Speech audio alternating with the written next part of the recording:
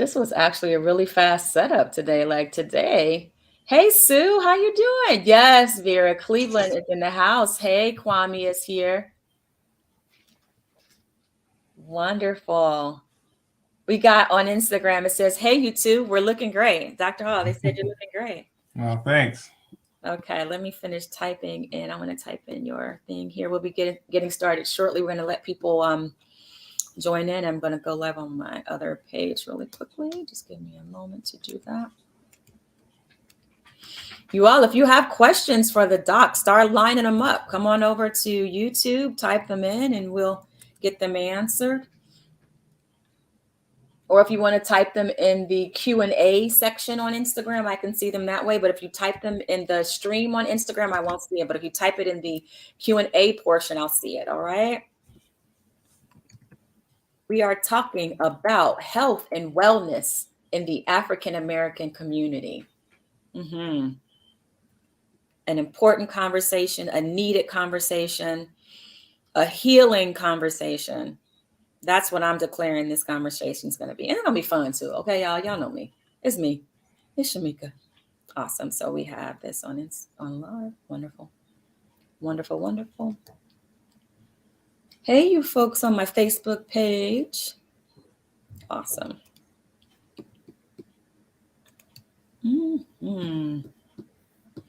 This is where it'd be good. You know, this is the first episode of Whatchu Talkin Bout. This is where we would be. It'd be great to have some theme music, right? Would be awesome.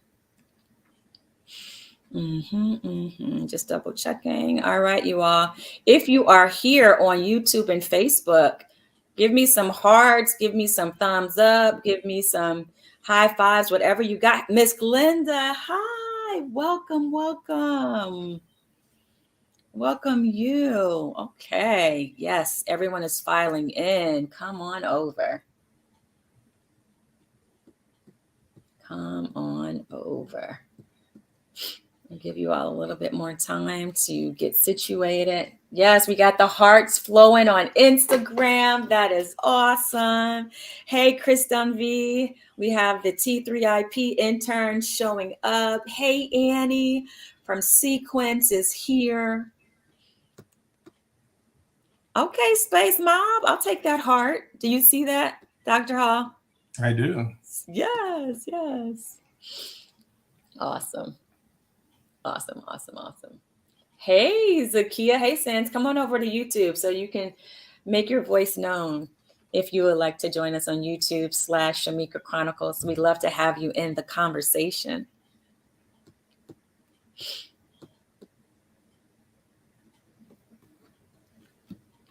All right. Let's see.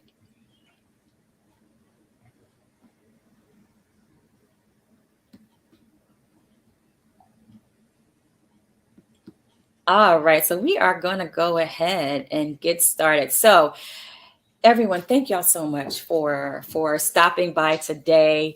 I know some of you were just here yesterday when we were having our Conscious Conversations Dear Edward edition. So thank you to all of you who came back and are continuing to join us on these different conversations that I just want to have. I just want to talk about stuff. I think conversations are a wonderful place where we can create change and talk about things that's going on in our minds. And that's the only way to create change or to enhance our experience is to talk about stuff, right? So today I have a very special guest. Let me just read to you all the bio about Dr. Hall here. Dr. Hall has established the National Institute for African American Health, which is a nonprofit that promotes health-related education for students interested in careers in medicine. It also serves as an advocate for African American patients. Over the past year, Dr. Hall has also held the position of medical director at the Cutler Center for Men. You can tune into his podcast, Better Black Health, where he covers Black American health topics. Dr. Hall is a native of Cleveland, Ohio. So welcome everyone, Dr. Hall. Thank you. Thank you very much. I appreciate it. Happy to be here. Yes, we are grateful to have you. So this, as I said, this is the first episode of What You Talking About, and basically, it's where I'm going to have different guests come on and talk about their area of expertise. And of course, Dr. Hall specializes in health and wellness, specifically in the African American community. And so that's what we are talking about today. Dr. Hall, can you tell us, is there anything I left out from your bio or introduction that you wanted to add for the audience to know about you? Much just born and raised in Cleveland, and happy to be here and happy to connect with whoever. And like I said, I learned. I'm not here to teach. I'm here to learn. So we just have a conversation.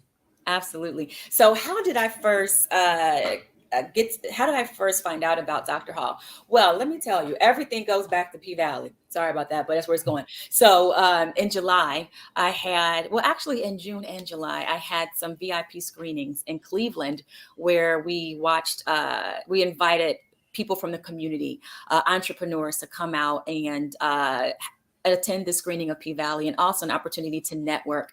And one of the people that I met was Rhonda Crowder.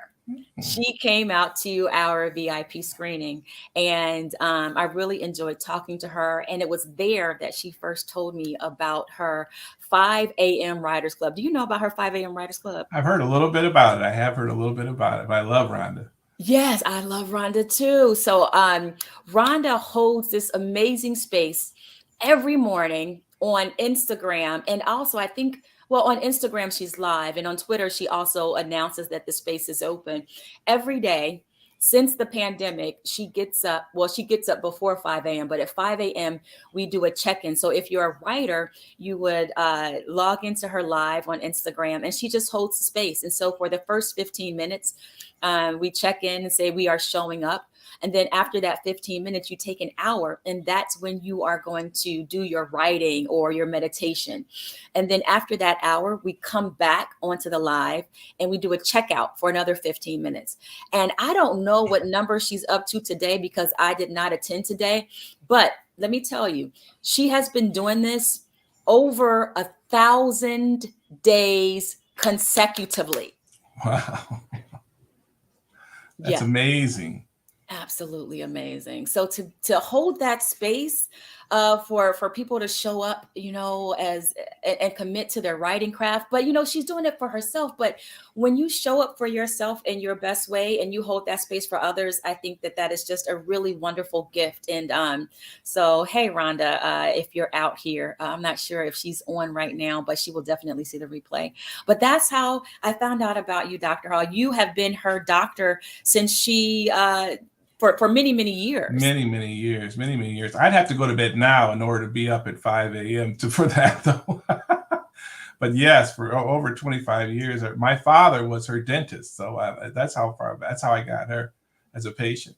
Exactly. I was just going to say you're a second generational medical career specialist or whatnot. Absolutely. Yeah, so that is amazing. But yeah, she said that your dad is her dentist. All right. So can you tell us before we get started, we have to give the disclaimer, right? That this does not substitute for getting medical advice. What do you want to tell them about that, Dr. Hall? Well, I mean, your best medical advice is always going to come from your doctor. I mean, it's from the person that knows you. They know what medications you're on. They know, I mean, part of the message I think tonight would be if you don't have a primary care doctor, you need one. Someone that knows you, knows what you look like when you're healthy. Hopefully, if you're sick, they know what they know immediately. You don't have to tell them a whole long story. And so whenever you hear something as it relates to your health, you want to kind of bounce it off of your provider to make sure it's sound advice for you. It may be broadly good advice, but we want to make sure it's good for you. Mm-hmm. And having a primary care physician, you said, is very important. How often, just while I have you, and you guys, this is also a conversation for me to be able to ask a doctor questions that I might not be able to ask my doctor, or that I haven't already bombarded my doctor with. I'm kind of divvying up the work. But for those who are watching, how often should you go get physicals a year? Well, usually it depends on your age. Okay. Early on, and I tell people in their 20s, they might even go every other year if they're feeling healthy and they don't have any problems. But unfortunately, for African Americans, for the Black community, there's a lot of chronic illness early on. And I think that we find, a third of African American men at 30 have hypertension. And so when people, a third at 30 have hypertension. And so when people have heart attacks at 45 and 50, it's because they've had 15 to 20 years of untreated hypertension. So when they have a heart attack or a stroke and say, oh, they're so young, it's because they've had this untreated hypertension for a long time. So you want to get that checked, at least every year. And if you're in 20s, maybe every other year. But once you get to your 30s, it gets more. Then when you get to be my age or older, you kind of need to go even more often, maybe every 6 months, just to, Wow. just to make sure everything is cool. Mm. When you talk about hypertension and a third at 30, that's that's an astounding thing to know. What are some things that people might brush off that are kind of signs like you have issues with hypertension? Would it be things like headaches or something like that? Well, they call hypertension the silent killer, right? Mm. And so it's unfortunately most people don't know when they have hypertension. Like I have hypertension, I didn't know. I checked my blood pressure and it was fine, and then I checked my blood pressure and it was high, and it just consistently high. And so if I hadn't been checking it, I would be sitting here not knowing I had hypertension, not knowing that I was at increased risk for, heart attack or stroke. So a lot of people put their head in the sand in terms of, I don't want to. When they come in to see me, I check it and their blood pressure is high. They say, well, I don't like doctors. I had an accident on the way. I'm stressed out. I had pig feet last night or whatever it is. And that's the reason that it's high. And then they say, well, but it's normally not this way. And so I'm encouraging people to get the little home machines, check your blood pressure at home. That way you know what your blood pressure is, because when it's high like that and not treated, you got increased risk for kidney failure, heart attack, stroke, just a lot of bad things. You said get a blood pressure machine. Yeah, blood pressure. I wish I had it there. I show you. It's yeah, from Amazon, $32. It's a little square machine. You put it on your upper arm. You press the button. It blows it up, and it slowly releases the air, and it'll tell you very accurately what your blood pressure is. And I have people bring your machine in. Let's make sure it's the same. But I found it's very accurate. So we Target, Walmart, is Omron makes a good machine. You measure your blood pressure at home. It's a great way. I do mine every week. Whole family. We sit at the kitchen table and measure people's blood pressure because it's you got to be proactive. Yeah. I lost one of my line sisters, I believe. Kia, right? How old Shania was? She like 30?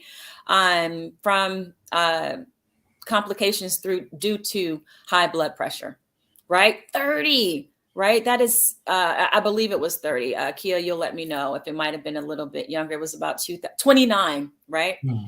29. Yeah, Life really just getting started. it is, and then sometimes it's something genetic. Like in my family, there's a gene that causes premature hypertension and premature kidney failure. So I had two uncles die in their 30s of kidney failure, and then my brother died in his 40s of kidney failure. And so I know that travels in my family. And so but if we can be proactive rather, and look for these people that have it, measure their blood pressure, and really be on them about controlling their blood pressure, we can prolong how long their kidneys last.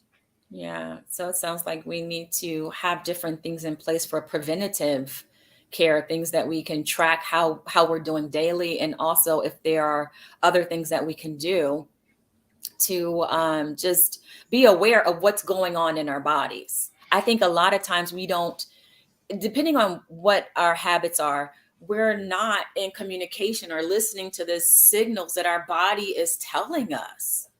Yeah, I mean, and you're right. You mentioned earlier there are some people that get headaches and can tell you when their blood pressure is high. They can tell you, I'm just not feeling right. You know what I Mm, mean? I can't put my finger on it. And sometimes people feel stressed out, and life is always stressful. And but if you feel stressed out, and life's always stressful, it may be that's your body telling you. Measure your blood pressure, see what it is. I mean, because it can be really high and it's doing a lot of damage in the background and you don't know anything about it. So I know that online they mentioned here about this blood pressure medicine, lisinopril, and so that's a good point for someone to say that, there was data that showed that lisinopril is not the best first line medication in African Americans, but a lot of doctors put people on lisinopril. It's an older medication, but there's medications like amlodipine and hydrochlorothiazide, water pill, and calcium channel blocker pill are better for African Americans. Lisinopril tends to be not so good. So a lot of unknowing doctors will put an African American on lisinopril, think they're doing something, when in reality it's 20-year-old information that says that that's not a good medicine to lower people's blood pressure. So, it's hard for us to advocate for ourselves. When if we have a provider, how do you fight with a doctor? Well, no, doctor, don't put me on that. You're at a disadvantage kind of already.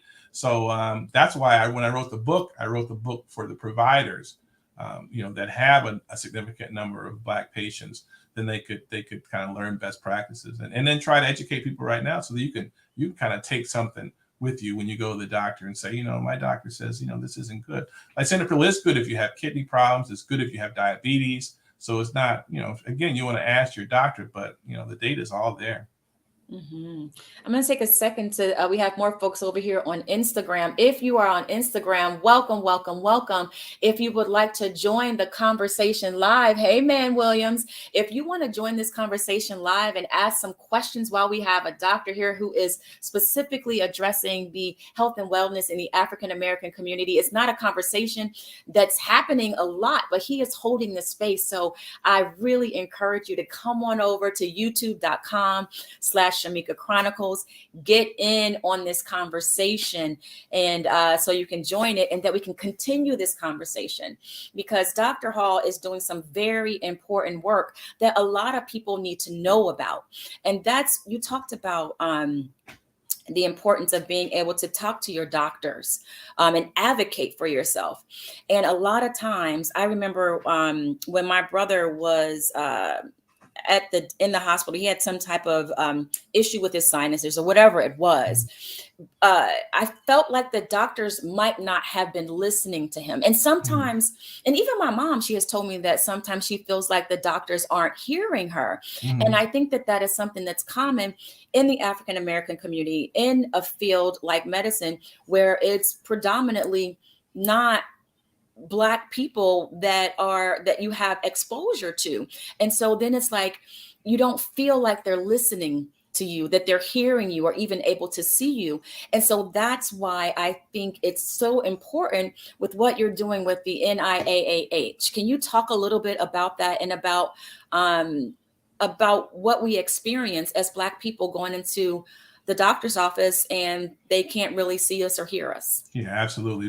What people find is that they're not able to connect they're able to connect faster with someone that looks like them, right? So if you're Black, you want to come in, you connect faster with the Black doctor. Now, there's Black patients that have Indian doctors, East Indian doctors, or Asian doctors, and they love them, but it takes a while to get that happen. So if you have someone who hasn't had a lot of time, a lot of connection with doctors, people Google Black doctor all the time. I want a Black cardiologist. I want a Black, and it's a thing, right? And because you want to be able to trust someone and tell them you come from the same place, you can tell them things and know that your experience, your cultural experience is really about the same.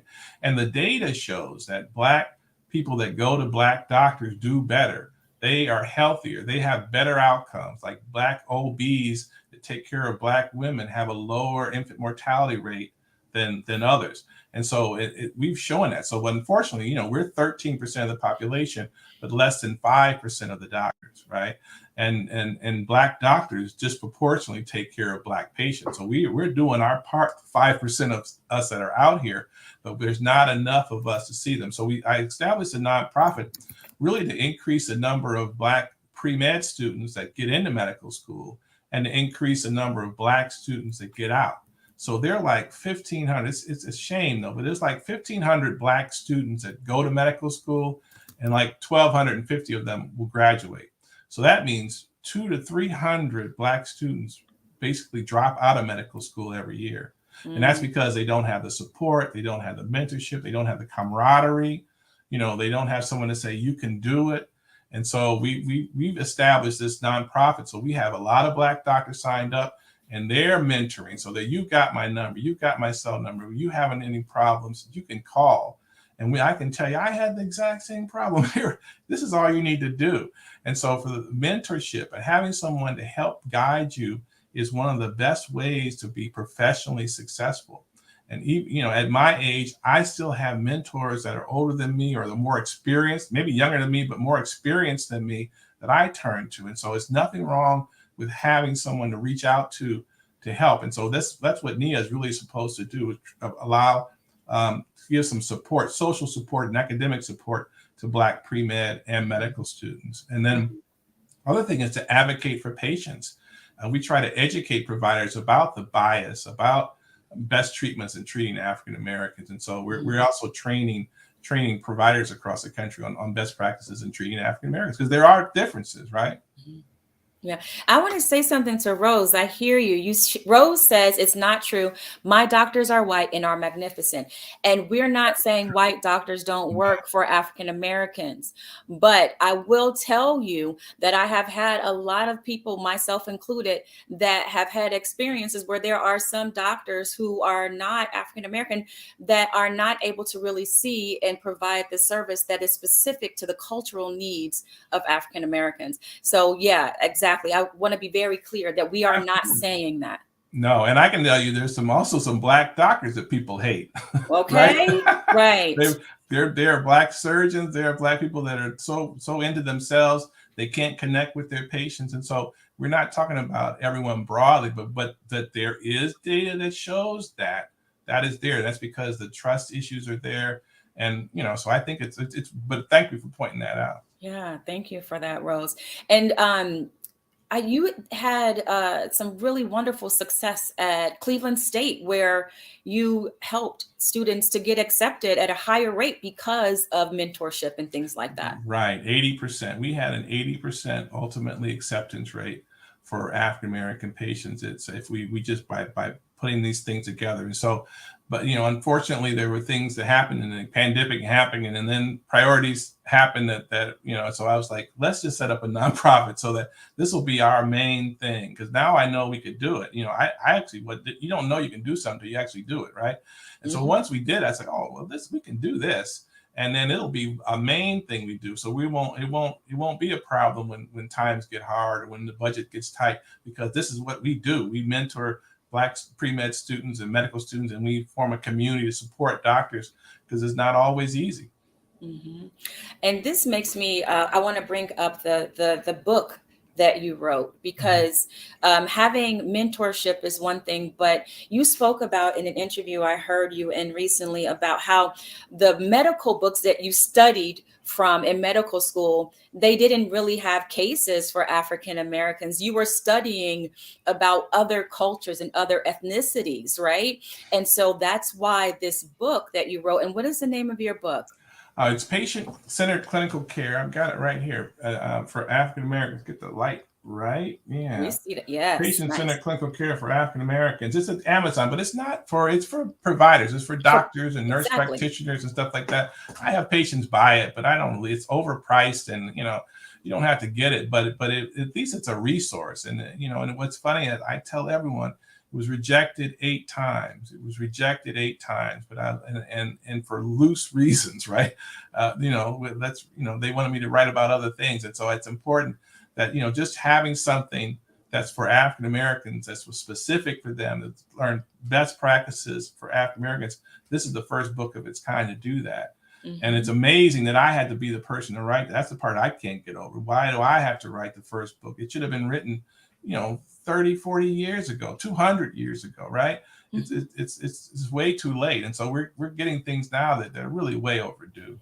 Can you tell us, how did you come about writing the book, though? How did you end up being the person to write that book? Well, I wish I knew the answer to that. I have no idea. I mean, what I mean? But I knew there was a need, and I was like, there's no book on African American health. That's sort of crazy. And when I found out, we spend, as African Americans, we spend a lot of time saying we're the same as white people. We're all the same. We're all humans. We're all the same. Like, race is a social construct. So there's nothing scientific that's different about us. But there are different things. And so I talk about the African American family. I mean, there are families that have alcohol run-ins, and there's families that have cancer runs in the family. And so the African American family has things that are unique about us as a family, different treatments for hypertension, different interpretations for lab results. And the book is full of different stuff. And really, when I was writing a chapter on lab results, which there are lab result differences in African Americans that's published and everything, that was when I decided, I said, I can do a multivitamin that will better address the deficiencies in African Americans. So it was really writing the book, which I don't hardly make any money out of, that the blessing came that it's like, I can actually do it really good and do something, not just stop writing about it and talk about it, and make a multivitamin that's like specific for African Americans and really addresses their nutritional needs. Yeah, so this book to me, it's sounding like it is a service. It's you being of service, all of the knowledge and all of the different appointments that you've had. Like, you've been appointed to different boards and you've done research. And so it seems like this is a way for you to share that knowledge that you have, you know? Well, what it is I got tired of complaining about Mm, health disparities, because that was really all I did for the most of my career, was just complain about it. We're dying at a highest rate for cancer, heart disease, stroke, and just complain and wait for someone to do something. So I really thought, I really got tired of complaining, to be honest with you. And I said, let's write a book. And I initially was going to write a book for Black patients, but again, we're at a disadvantage. Patients are at a disadvantage with their doctor, right? That's just the fact, right? And so I was like, go upstream and educate the doctors about best practices in African Americans. And if you have an African American population, that's what you should do. And so that was really where the book grew out of that. I love that you say go upstream, right? And Mhm. then it trickles back down to the patients and stuff. But yes, I really love that. Bum Loves Me writes, and I did want to address this. Bum Love Me says, it is crazy, especially after we have historically been tested on by the white medical community. And I think that we can't talk about the relationships that African Americans have with health and wellness without addressing the fact that there is a large amount of skepticism that we deal with because of the historical things that have happened. Yeah, and it goes back 400 years. It goes, one of the fathers of modern gynecology learned all his best surgical techniques on unanesthetized Black slave girls. And so, there was a statue of him in New York Central Park. Yes. And if you just imagine, and because he was meticulous about, it wasn't against the law to do that, and he was meticulous about what he documented. We could actually see there's no argument whether he did that. And then that just goes into, grave robbing. They do grave rob. Where better to go and grab a cadaver, a newly deceased body, than a Black cemetery? So imagine going a week after your mother or father or sister, brother, husband, and someone dug them up. And you know who dug them up. It was the medical school. It was the medical students. And so that leading up to, to Tuskegee, syphilis, we all kind of know about that. The first heart transplant in Virginia was in a man who fell off of a 3-foot wall, hit his head, and within 24 hours, they had harvested his heart. And again, his family knows they stole his heart. His community knows they stole his heart. And so, unfortunately, I could go on and on and on about how the medical establishment and hospitals have misused, African American and bodies, and advanced medical science on the back of those bodies. And so that history is there, and that's why we don't have the trust. That's why we have to try to earn trust with patients, one patient at a time, because we really I'm talking about as physicians, we misuse that trust. And even the American Medical Association, they didn't allow Black doctors or Hispanic doctors to work in hospitals. So I was born in a Black hospital, Forest City in Cleveland, that doesn't exist now because my mother had a Black OB. And so, and even the AMA has publicly apologized for what they did to Black doctors and Hispanic Latino doctors. So it runs deep in it. So I get it. Yeah. But now we have to try to get past it and try to figure out how we're going to get the best care, the best health care. How can we look out for ourselves? Because we're still dying. And I still see, you know, our black celebrities are dying in their 50s and early 60s. You know, we see Raquel Welch, 82. You know, we don't have black people dying at 82, and that's a shame, right? We gotta take control of this. We can't just throw the baby out with the bathwater. Yeah, those things happen, and so now it's still happening. It's not still happening now, or at least not in a widespread way. Yeah. Yeah. Yeah, that's just some of those facts are new to me. The whole stolen heart and Oh my goodness, yeah. but yeah, but yeah, today we have so much more information that is available, and that's why people sometimes people say social media is horrible, but what social media has allowed us to do is to spread conversations. And I think with these tools that we have now, we can start to heal and mend those relationships, to become more informed, and to start to take control of our health. Carla Merritt on YouTube, she says, Dr. Hall, will you please speak to taking control of your own health as an example? Oh, sequence vitamins. You did bring up the vitamins. Before we do that, so sequence vitamins in some areas where there is no option, black or white, doctors, very rural. Before we do that, this conversation is sponsored by sequence vitamins. Genetic sequence. Did I say it in the correct order? Yeah, genetic sequence Genetic multivitamins. Yeah. sequence multivitamin. So some of you who actually was on Instagram and you shared the post, you tagged 3 friends, and you're here on this live, we will be doing that drawing very shortly for you to win a very, very special prize. But even if you don't win that special prize, we have a ticker going across on the bottom of YouTube where, because you're here today and because you're a fan of Shamika Chronicles, you can get a 20% discount off of genetic sequence vitamins, a vitamin that is specifically designed for African Americans. And we are going to talk more about that. So let's get back to Carla's question about speaking about taking control of your own health. Well, I mean, I think what you do is like as an excellent point, that online we have so much more information than we used to not have, right? I mean, I used to have to get on the bus and go to the library in order to read something, right? Or they use the encyclopedia. And so we have access to information. And so it's, you want to be able to get information and then implement it. Now, you could probably find someone to say anything about anything online. Exactly. You're right. You could probably find some people that say smoking's healthy for you if you wanted to. I mean, it wouldn't be true, but you could find that, right? And so you want to be able to go somewhere where you can get legitimate, good information that's been vetted. And again, NIA.org is one of those organizations where we're going to put information, the nonprofit, no commercials, to say, here's the good information. Also, my website, drgreghall.com, has about the information for hypertension and things of that nature. So you want to be able to find a good, reliable place where they're not just saying crazy things, because some people do.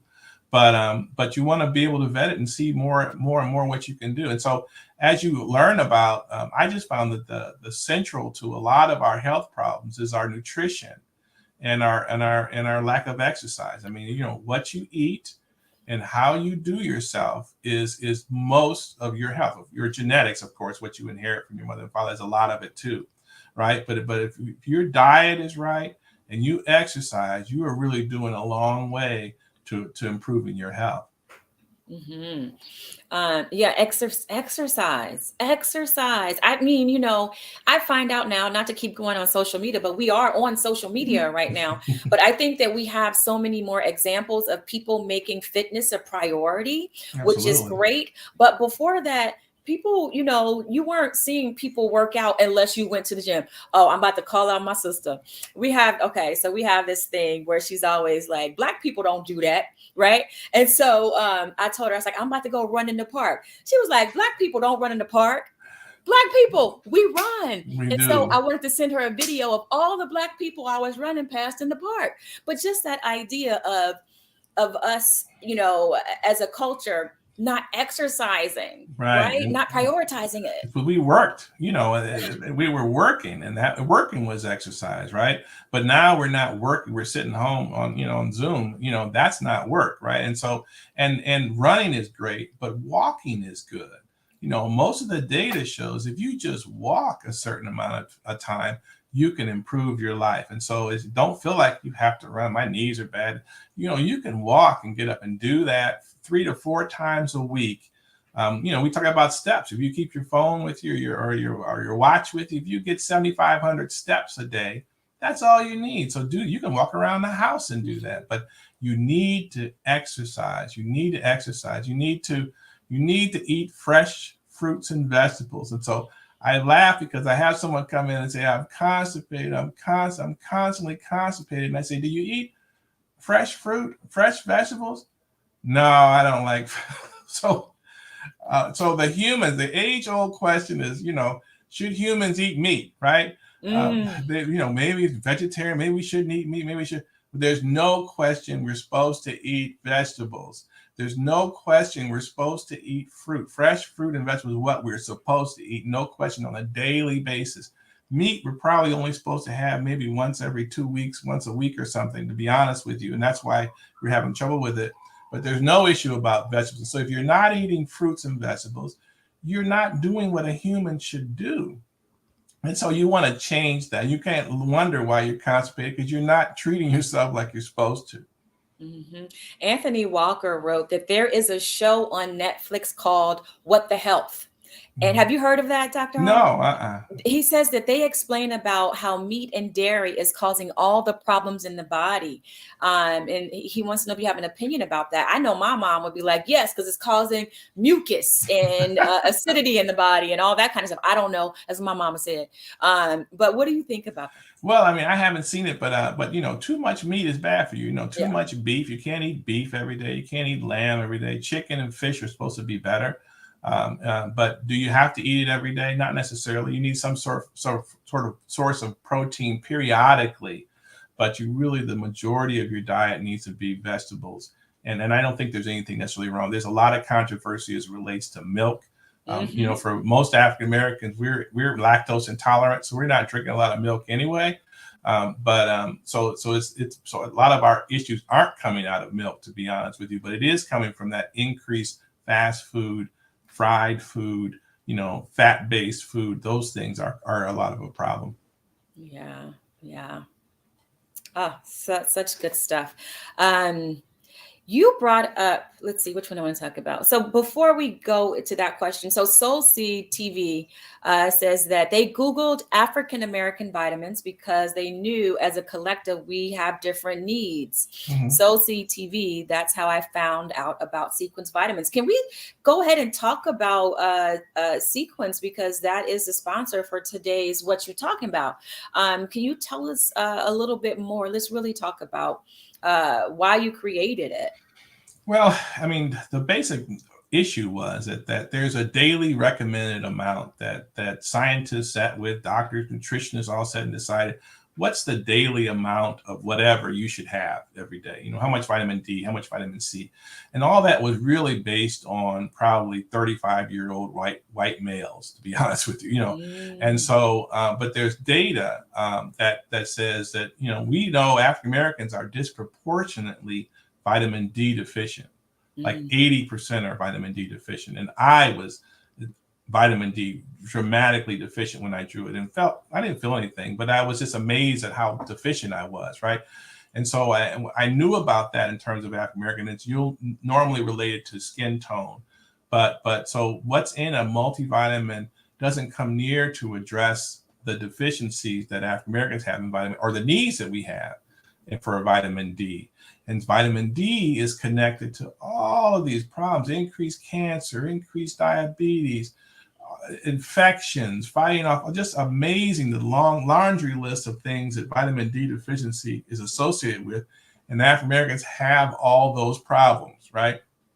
And so, if you don't take a supplement, you're probably have an 80% chance of being dramatically deficient, because where do we all live? Most of us live in the city, and if we don't go out in the sun, And so because we're working or for the buildings are overcast here in Cleveland, and so we're just not getting the sun that we would get if we were in Africa, right?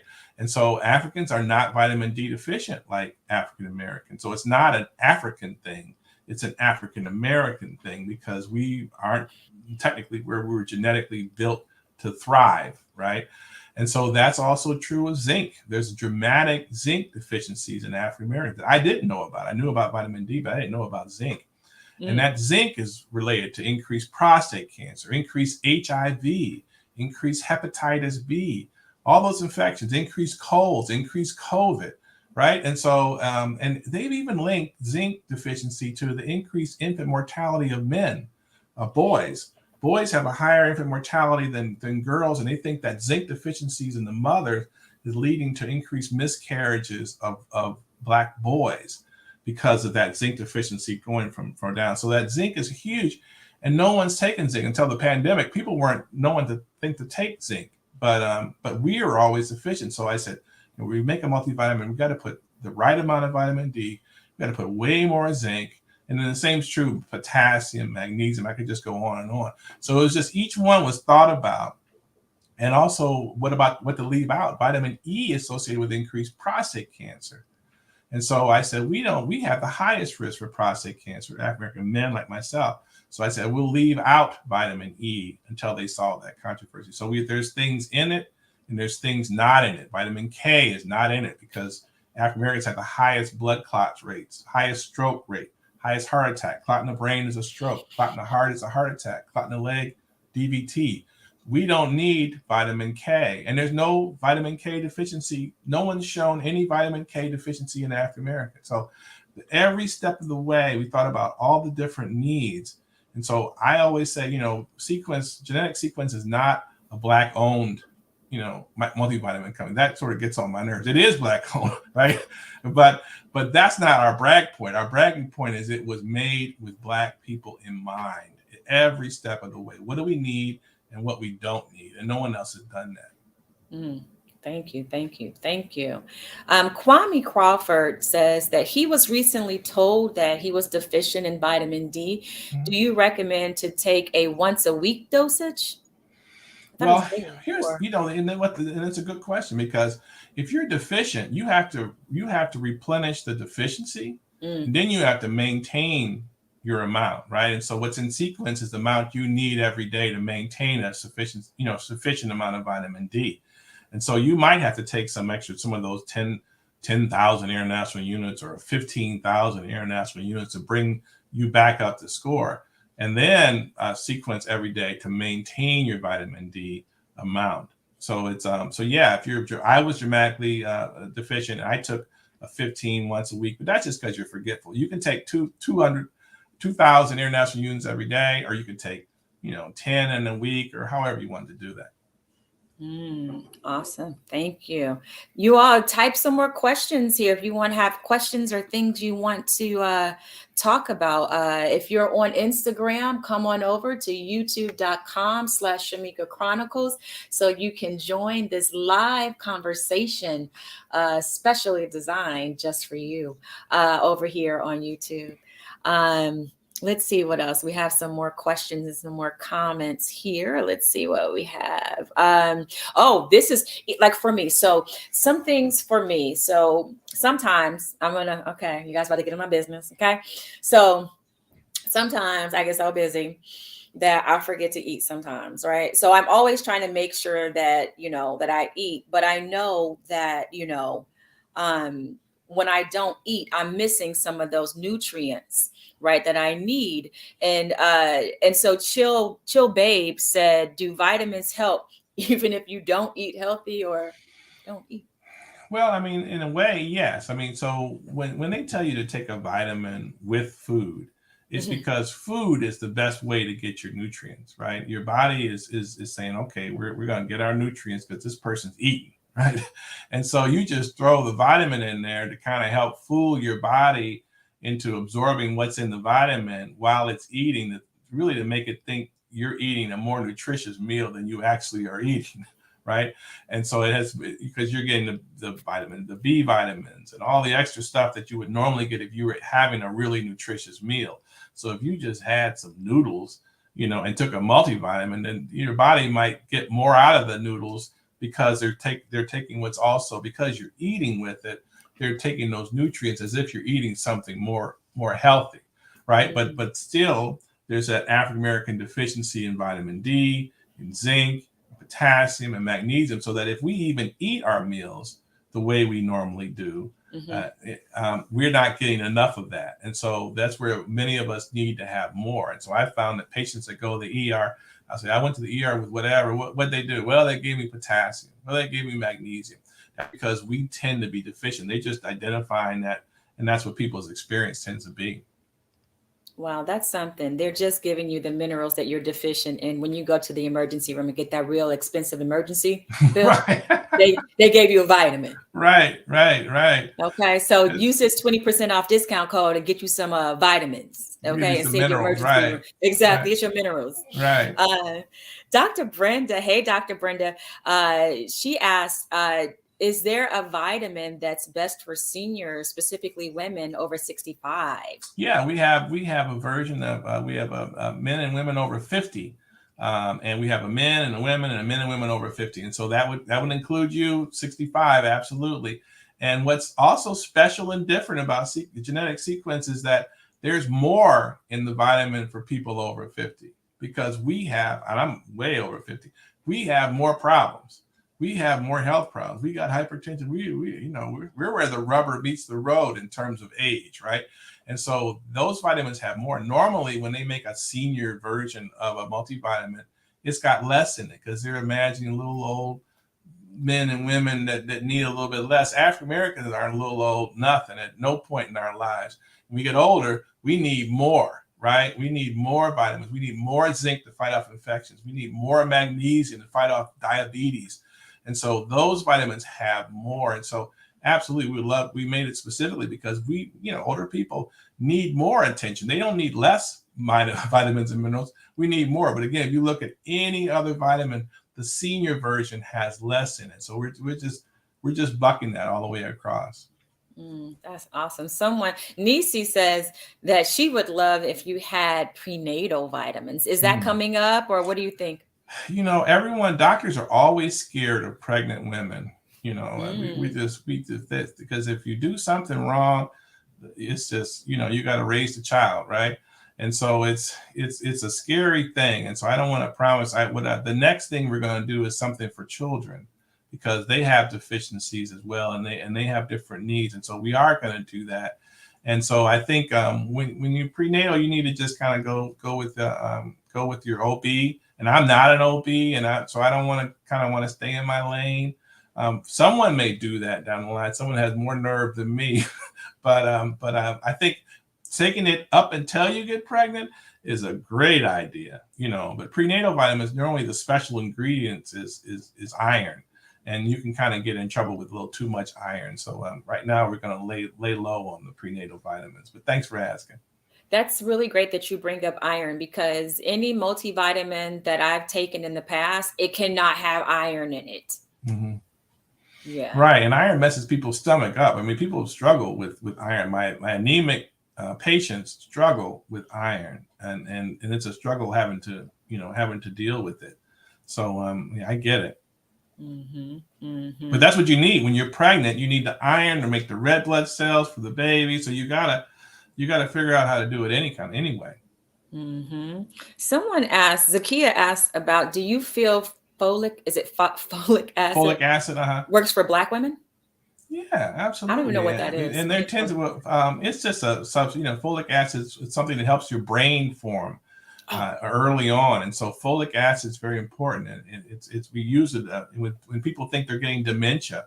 First thing we do is put them on folic acid, B12 and folic acid. So it's very important. There's folic acids in the vitamin as well, because people have memory problems as they get older. They kind of forget things. It's not necessarily dementia, but just not as sharp, not able to remember things just as clearly as you normally would. I saw another thing on there. They asked about they started feeling really good when they took the vitamin. Was that a placebo effect? And I hear that a lot. I saw a patient today said, "Man, I feel great." And I was like, I take it every day and I feel the same. I don't feel anything. The marketing people will hate me, but it's just a multivitamin, right? But he says I feel great. But I think people are vitamin deficient when they get it. It's helping to fill that, and so they're like, I feel great. And then after you're not vitamin deficient, you're back normal again. And people are wondering, well, what happened? I don't feel as great as I used to. It's because you were really vitamin deficient and you needed that, and so it brought you up. But now we're just going to maintain you being that way, and that's that energy that person feels like they have. They're probably vitamin deficient, and that met that need. And so it might be placebo effect either, but I really think there's a unmet deficiencies that's in there. Yeah, and I feel like taking a multivitamin is just one of the tools that you have for preventative care, Mm-hmm. right? That's a part of it, right? It is, but it's not, it doesn't replace getting up and walking around the block. It Mm, doesn't replace, stop drinking sugary sweetened beverages, stop, get off your computer and go out in the world. It doesn't replace those things. It's still a multivitamin, right. right? I mean, Exactly. it's not a pill. It's not going to change your life. Get a good relationship, enjoy your family, exercise, eat right, all those things. It's just a part of it, but it's a critical part, but it's just a part, and it's not going to replace all that. You're not going to be able to sit and take my vitamins and sit around the house and think you're going to live long. You're not. You need to be engaged. You need to think about your health. You need to measure your own blood pressure. You need to watch your weight. Get on the scale every day and see how much you weigh. Don't stick your head in the sand about your weight. You need to know what that is. And there's bad stuff associated with being ridiculously overweight. There's increased cancer risk associated with that, increased breast cancer, increased colon cancer. So those cancers, we can't ignore that. I mean, sure, people like being big and full figured and all that, but know that at a certain point, it's not healthy. And we can't, I'm not going to lie to you and tell you it is, or try not to offend you by telling you it's not, because it's just not. Mm-hmm. Mm-hmm. Also, another thing that's important to me is always about energy and brain health. And we have a couple questions on here. Well, we have one that's what is the best, or what are some things that could help healthy brain function? And then after that, can you talk about eye health? Is there anything we can know about having better eye health? Well, I'll do it in reverse order. The eye health is actually related to a multivitamin. So macular degeneration. There are people that have a little bit of deficiencies can actually help their eyes. Magnesium, vitamin A, is the ultimate eye vitamin, right? And so there's a lot of things that you can do to try to make sure your eyes are right and your brains. And we're all just organisms. We're all just a bunch of chemical reactions, right? And so when we take a chemical that tries to improve our brain health, like when you lower your blood pressure, you lower your risk for dementia, right? So if you have hypertension, you have an increased risk for Alzheimer's dementia, for multi infarct dementia, just from having untreated hypertension. People with diabetes have increased risk for dementia. So how you stay from getting diabetes and keep from having untreated hypertension, you're making sure you're healthy. And there's a million different foods that you can eat, and then just healthy foods, green leafy vegetables. They tell you, vivid colored fruits and vegetables are usually rich in things, and those things help with brain health. They help with heart health. They help with liver health. All those things are helped. And I think something that you just made me think of is like, don't wait for something bad to happen before you start to take control of your health. Because by the time something bad is happening, you're probably going to be depleted in energy, not able to change your daily habits. You have to start those habits right now while you're healthy. Or at least if you are experiencing some dis-ease, start now. Do something small so you can start to change it. And in some cases, reverse. Absolutely. And that's where, I tell my patients that, someone gets something and then they start making a special meal for that person. Everybody in the house needs to be eating what that person's eating, right? Don't make a special meal. for that person. Everyone needs to be eating. It's what you do with what you eat, what your kids eat, how you season them. I tell people there should be no salt anywhere in sight. The salt should be in the cabinet over by the stove. It should not be on the table. You should not pick up salt and put it on your food. You can season it as you're cooking it, Oh, as I you're was so preparing it. scared. I've seen these Yeah, as videos you're of preparing it. But okay. when I was little, they put a plate in front of us. We Mhm. grabbed the salt and we put salt all over Right. that. Before we tasted it, that's what we did. So don't do that now. Put the salt away. Let whoever cooks it, and then you can put hot sauce on it. You can do a lot of other stuff, right? But you don't add salt. Don't add salt. So no added salt, because salt is related to a lot of that increased hypertension and things of that nature. Such a great point. Oh, such a great point. We are going to do this raffle. I've got my team here in the background. So the raffle was, if you saw the post on Instagram, you liked it, you tagged 3 people in it, and you shared it, and you followed Shamika Chronicles, and you followed Sequence Multivitamins, that was your entry for this raffle to win a very special prize. What is that special prize going to be, Dr. Hall? I have no idea. No, we're gonna give you a free bottle, 90 tablet bottles or whatever it is you want, and one for your friends. How's that? We're gonna give you 2 free bottles. How about that? Yes. Sequence team, type it in the chat exactly what it is, so I can, so I'll say it. But yes, so you're going to get a chance to get your hands on this multivitamin that was made just for you. What is this? You're going to get a full year's worth of. It's even better than what I said. Multivitamins. That's better than what I said. Yeah, you get a year subscription. That's great. Go on. I ain't stressing today. Okay, Shamika Chronicles fans, y'all getting hooked up. And even if you don't win this raffle today, you can get 20% off of using the discount code Shamika Chronicles. And what is the website to go to for? SequenceMultivitamins.com. SequenceMultivitamins.com. So right there, and or take your bottle. We've got 90 tablets, and people love it. All right. So let's see, where are we with that raffle? Really? We have a winner. Are y'all ready? Okay. In my next version of this show, I'm going to have a soundboard. The winner is at Zakia21. At Zakia21, you just won a year's supply of genetic sequence vitamins. You about to be healthy, girl. You about to be healthy. So that's so awesome. And thank you all, everybody who liked the post, who shared it. And thank you all for showing up here today to be a part of this conversation and just spreading the idea of health and wellness that is really needed in the African American community. One thing that we learned during the pandemic, that there were health disparities, life and death health disparities. And so that's why this conversation is so needed, so that we can have conversations that help us to address it or give us tools and resources so that we can lessen those disparities and really start to find the treatment options, the healthcare options that are nuanced to just us. Yes, everybody is shouting you out, saying congratulations. We thank you all for joining us.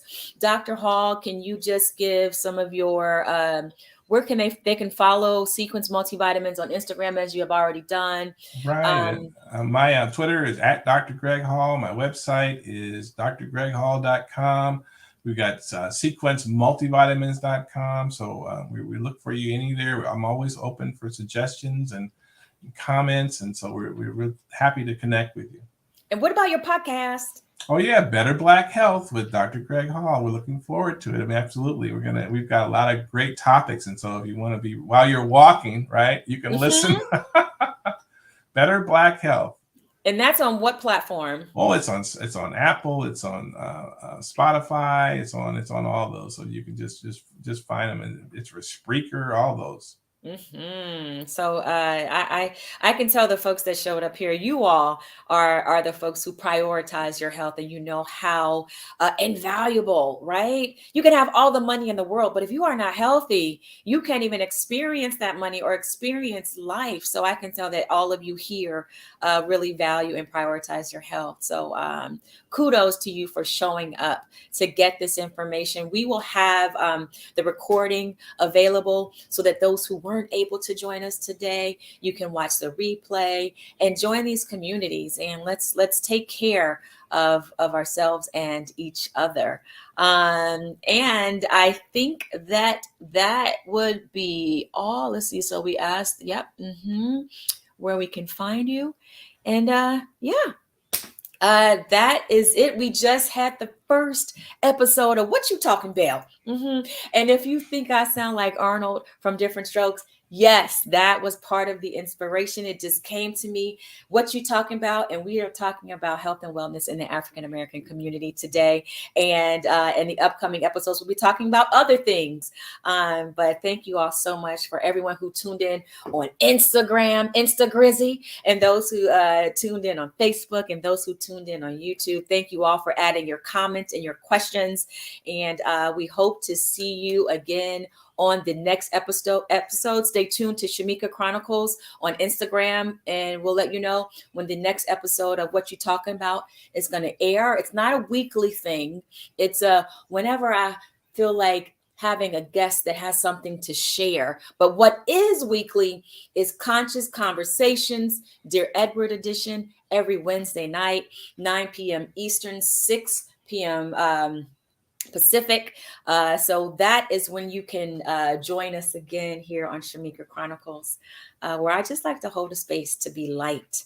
Everything I touch, just let there be light in everything that I do, in the stories, the conversations. So, all right. Thank you all for joining us. Bye, Instagram. Okay, let's see. We got that. Okay, how do I do this? Boop and boop and boop. And bye, Facebook and YouTube. Boop.